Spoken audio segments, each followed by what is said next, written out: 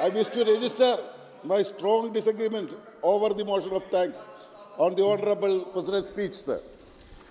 Sir, I feel very proud to see our Honourable President being accorded a royal welcome given to her prior to the address. Actually, I would like to appreciate the foresight of the framers of Constitution who foresaw the situation where you all had to walk behind the Honourable President. I repeat, sir, behind her, whom you deliberately omitted during the inauguration of our new Parliament building. She is the sole custodian of the Parliament according to our Constitution. Again, I greatly admire the genius of the framers of the Constitution who could foresee that you might behave this way. Sir, I feel destiny was taking sweet revenge to the disrespect of the BJP government has shown to the Honourable President by not inviting her inaugurate this new building. Sir, I still want to know why the Honourable President, who is the full authority of the Parliament, was not invited to the opening ceremony of our Parliament. I hope Honourable Prime Minister will reply in this regard in his speech. Sir, in this, it was pity that the Honourable President, who was excluded from the consecration ceremony of Ram Temple, forced to said that the construction of Ram Temple of one of the achievements of the government. Sir, in the same way, you have invited all the celebrities and movie stars from different languages of the country and to the consecration ceremony of Sri Ram Temple. You have given akshadam or invitation to all, but you did not show the common courtesy to give a akshadam to the President of India, who is the first person of our country. The people of this country could understand you that the Honourable President, who is widow and belongs to scheduled tribe caste, out of all these functions, and at the same time you claim to be doing a lot for women and Nari Shaktan Vandan and upliftment of scheduled caste and scheduled tribe. Sir, we all know when the moment India gets transformed into a religious state, as our neighbors Pakistan or Afghanistan, for which the Sangh Parivar is channelizing all its effort, its pran will be freed over, sir.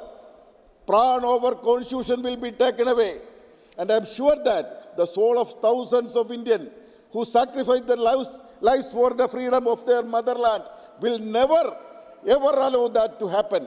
Sir, coming to the 31-page speech of the Honourable President, I am disappointed to state that neither has any vision nor any direction to build an India to match the aspiration of the common people of this country.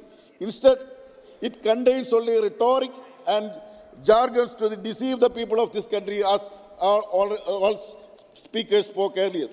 Honourable President told us that this Parliament is imbued with a fragrance of Ek Bharat, Shresth Bharat.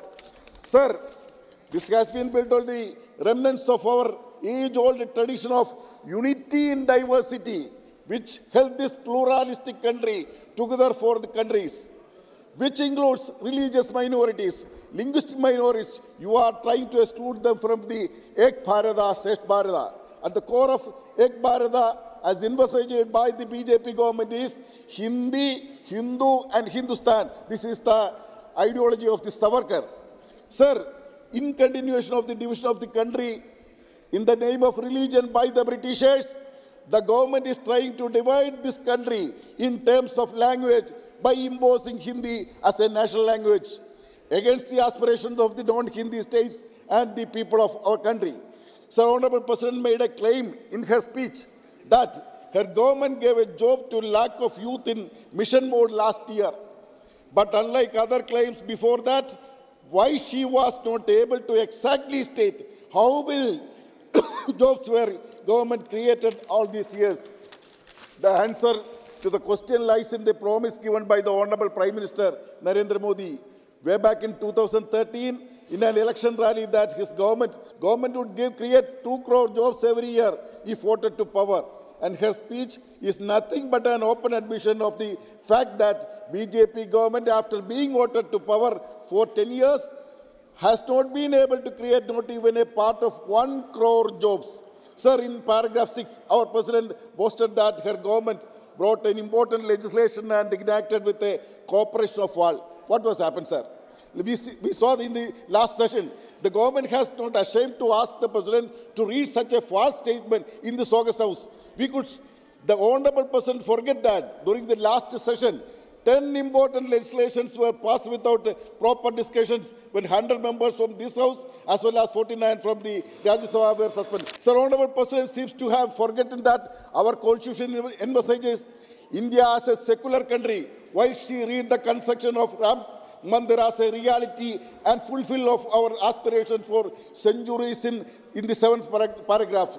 You are trying to politicize everything from Ram temple construction and his inauguration is disrespect of Lord Rama. The Honourable President present the achievements of government one by one very proudly in her speech. She failed to mention the failures of government, which are equally important, sir, as we have to overcome these failures in the years of come. What about the Annadada?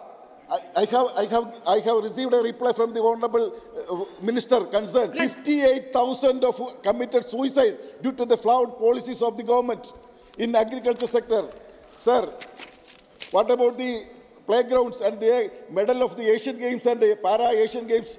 What our status over the Olympics? We cannot get even a single gold medal, sir. Please the governments world over are committing each other to create sports infrastructure. Unfortunately, our government is still interested in creating statues, spending thousands of crores to make political gains, sir.